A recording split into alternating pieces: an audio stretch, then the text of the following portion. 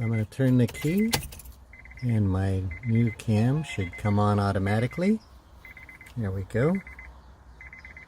And there it is, looking out the front. I'm not going to do a driving test. There's all these little buttons that you can push to do different things. There's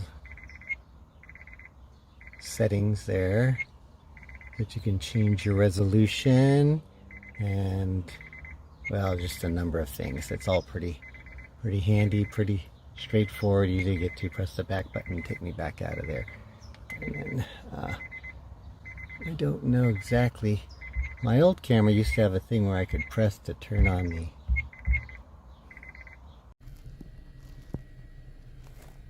turn on screen. Okay. Show rear camera. Okay. Show both cameras. Okay. Show front camera.